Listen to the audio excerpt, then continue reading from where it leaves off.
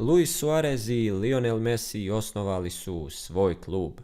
Barcelonine legende Luis Suarez i Lionel Messi osnovali su svoj klub pod imenom Deportivo LSM. Kao što možete zaključiti, klupsko ime sadrži inicijale njihovih imena i prezimena.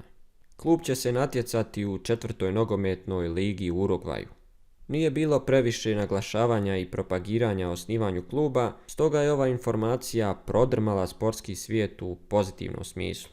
Klub posjeduje impresivnu infrastrukturu uključujući modern kompleks blizu Montevidea sa prirodnim terenima kao i onim sa umjetnom travom, mini stadionima i ukupnim kapacitetom od preko 2000 gledatelja.